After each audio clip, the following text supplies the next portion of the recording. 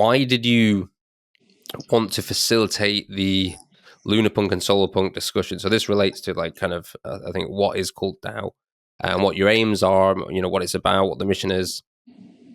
And so just to like fill in the users if they're not aware, we had a like Twitter space that was organized between some SolarPunks, some LunarPunks, and CultDAO, and we had a discussion, about the differences of LunarPunk and SolarPunk philosophy, and what we want to achieve and how we can work together. But I'm curious, like why do you think it was important? What was your interest in that?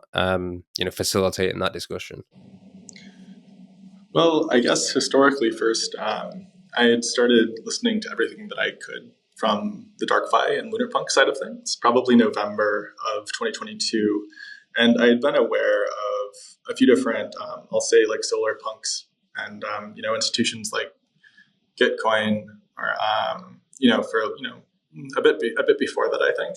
But over time, I was struck by the fact that it seems like there are a few false binaries going around here. And I think that they have their utility a lot, but also when it comes to being able to catalyze decentralized change and catalyze redistribution of power away from the center or away from the sources of gravity over people's lives and towards a kind of network of exchange of value and these opt-in institutions that crypto can enable, then it makes sense to look at the common space in which SolarPunks and LunarPunks occupy, right? And so then specifically, for example, if we start off by assuming that, like, let's say a given protocol has to be either transparent or privacy preserving, then that's inherently limiting our imaginations, or it's inherently limiting the kinds of things that we think of as being possible.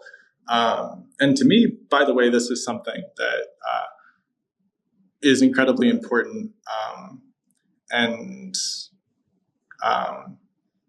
probably would resonate with, and it's incredibly important from the perspective that when we don't have the mental room to be able to imagine other possibilities, then how can we be sure that what we're opting into in life is actually us, right? Or are we just kind of like replicating the conditioning that we were born into, right? So then what privacy does is it allows us to actually engage with people as ourselves rather than implicitly being constrained by, whatever else is going on in that space.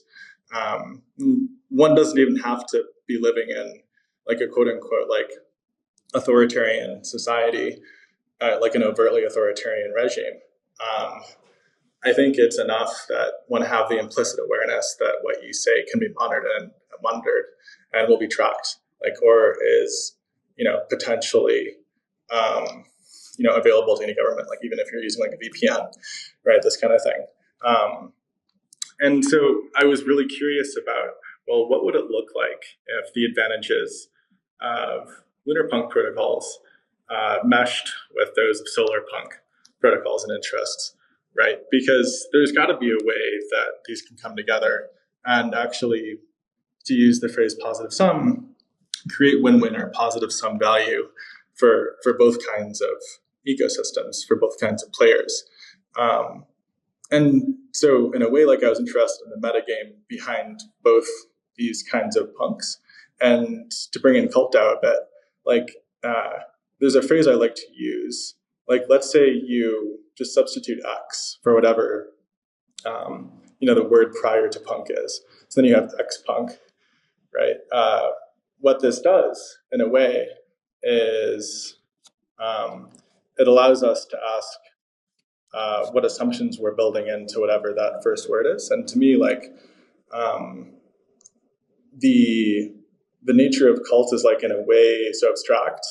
The proposal criteria are so generalized that they make room for whether you're SolarPunk or LunarPunk or any other kind of punk, as long as you satisfy the minimal criteria, right? So there's this incredibly rich kind of design space and funding space to be explored, I think. And when I got the impetus from Kevin Owocki to start holding these spaces, it met me where I was.